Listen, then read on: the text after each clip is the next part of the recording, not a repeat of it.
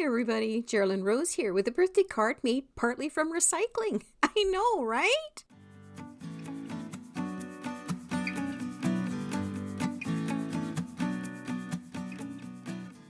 The challenge from day 25 was to use something from your recycling to upcycle it, make something pretty, make a card out of it, make something else out of it. I did a birthday card.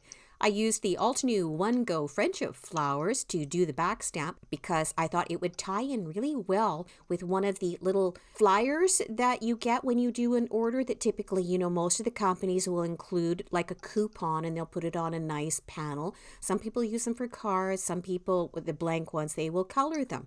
I thought, oh, well, I can use this One Go friendship flowers and use the stencils for it, do the colors the same so that that's going to be the background portion so that you can see that's what I've done. I've stamped it down with a black ink and I'm going through each of the stencils in turn, putting the colors down, and I'm making them so that they're darker towards the inside so that it spreads out in a circle. There was lavenders, the pinks, and the yellows that were on this, and of course the green for the leaves.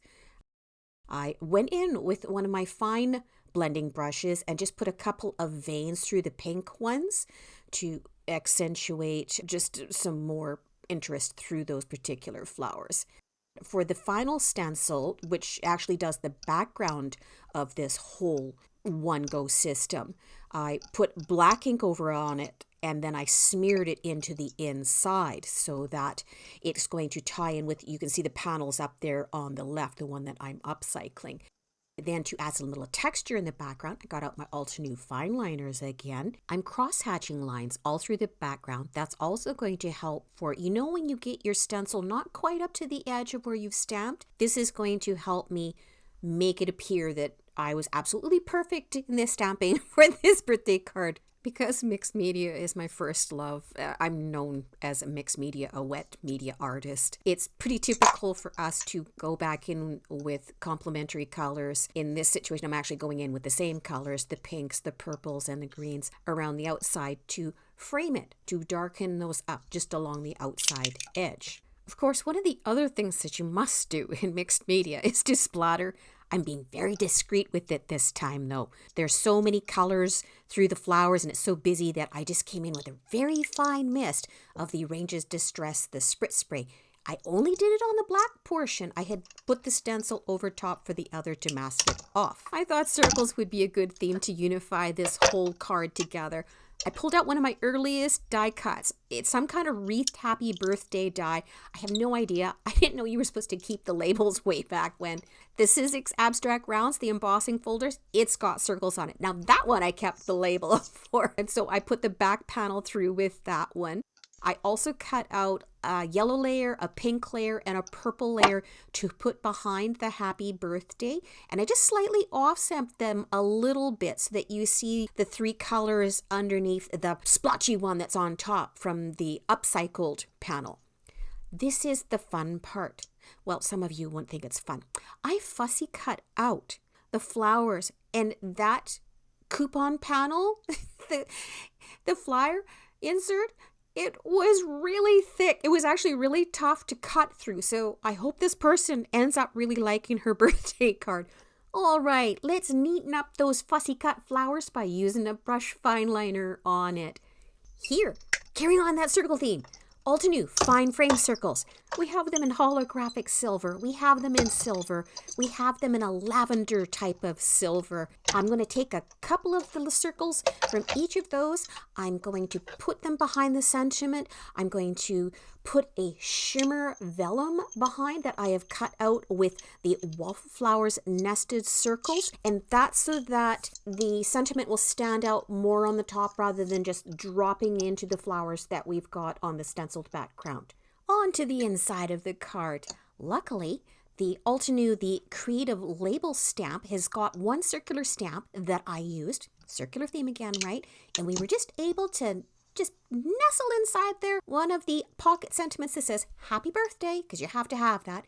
Very faded in the background, you can see the flower stamp. I tapped with the brush the different colors for the flowers, the pinks and the purples and the greens, the yellows, so that it's just really delicate in the background, and I'll be able to write a message over top. Flipping the card over, on the back, we've got one of our custom stamps. This one's got the scissor for all the fussy cutting that I did for this person. I hope she loves me for it. We're going to pop back over to the front stenciled background. We're going to turn it over, and we're going to throw some sticky tape, the 1-inch stuff, on the back. I like this stuff because it gets into all the little crevices if you've got something that's watercolored or something that's embossed, and it really holds it well. Now, for the sentiment, I wanted just a little bit of sparkle. So this is the Judikins, the iridescent embossing powder. Of course, Universa marked it. I'm sprinkling on top. I'm going to heat emboss it here. Remember that any powder that's got a shimmer or sparkle in it, you're going to want to move your heat gun pretty quickly. Otherwise, you're going to crisp the sparkle. The sentiment, I'm going to glue it down now that I've got the vellum there, and I glued that in spots where you wouldn't be able to see the glue coming through the vellum. Plus I have the circles on there in the varied colors that we've got with those silver tones. Putting a block on to keep everything flat. We'll arrange those fussy cut flowers in a wreath around the circle. The parts that were quite a bit above the panel, I did put little foam dots down so that it would stabilize them as I'm setting them into place. I tucked them into spots where it was just like leaves underneath so that they would stand out a little bit better against the colors in the background as well. That does mean I'll have to get the post office to check the thickness for me, that if it's over 5 mils, I'll have to pay for oversize. From Canada going to the US, that's $4.29. So with our stamps being $1.24, that's 4 stamps. So that's $4.96, just about $5. Just because of an extra little thickness, which I love because it makes the cards look so much better, right?